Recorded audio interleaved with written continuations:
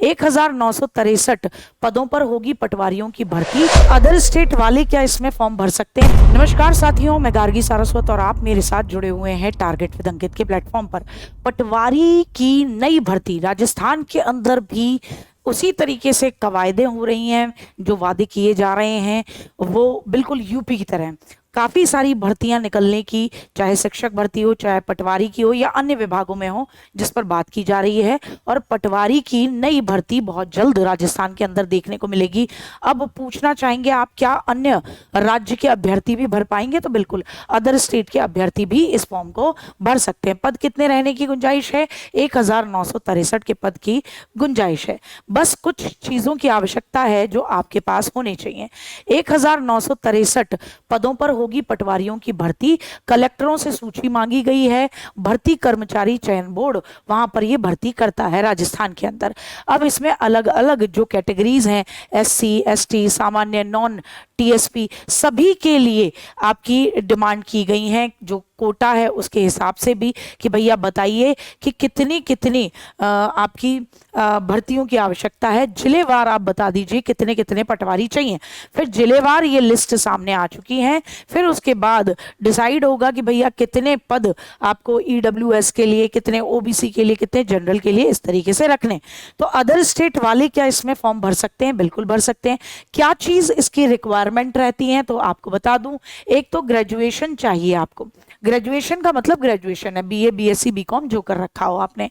फिर है आपका CET क्वालिफाई, CTET नहीं, CET कंबाइंड एलिजिबिलिटी टेस्ट।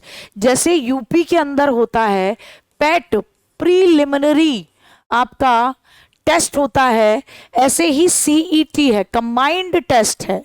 ये कंबाइंड क्वालिफाइंग टेस्ट होता है। ये CET टेस्ट होना चाहिए आपका क्वालिफाई, ठीक है ना। कंबाइंड एलिजिबिलिटी टेस्ट, कंबाइंड, तो कंबाइंड बेसिस पर जो आपका एलिजिबिलिटी टेस्ट होता है, ठीक है।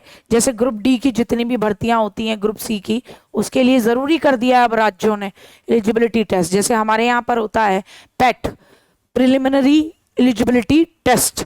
फिर उसके बाद आप लेखपाल की, फिर जो भी जितनी भी भर्तियां हैं जिनके अंदर रिक्वायरमेंट की जाती है यूपी में पैट की, वैसे ही आपके राजस्थान में सेट होता है, CET होता है। तो ये CET क्वालिफाई चाहिए। और क्वालिफाई में मतलब कितने नंबर चाहिए? तो CET की मेरिट बहुत हाई जाती है, तो कम से कम आपके 200 प्लस नंबर होने चाहिए, ठीक है ना साहब।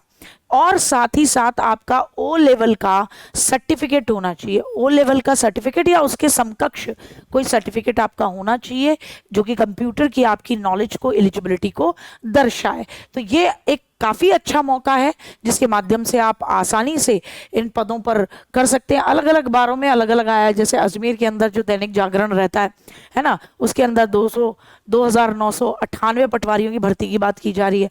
और किसी न्यूज़पेपर में 1963 की बात की जा रही है। हालांकि जो जिलेवार सबने मामला अपना दिया है कि कितने कितने पटवारियों की आवश्यकता है, तो उसके बाद लगभग लगभग आपका 2000 के करीब ही भर्तियां बैठ रही हैं, ठीक है ना साहब। इसमें जो नई तहसीलें आई हैं उनके भी पद सृजित किए गए हैं। तो नई तहसीलों को जोड़कर भी क्या किए जा रहे हैं? पद सृजित किए जा रहे हैं। तो ये आपका मामला है, ठीक साहब। तो ये काफ़ी अच्छा मौका हो सकता है और जल्द ही आपको देखने को मिलेगी कि कब इसके फॉर्म भरे जा रहे हैं। और जैसे ही फॉर्म भरे जाएंगे तो मैं आपको सूचित करूंगी, लेकिन उससे पहले आप अपनी ये कुछ महत्वपूर्ण चीज़ें देख लीजिएगा जो होनी चाहिए आपके पास। तो आगे जो भी सूचना होगी वो लेकर मैं आप तक पहुँचती रहूँगी। धन्यवाद, अपना ध्यान रखें। जय हिंद, जय भारत।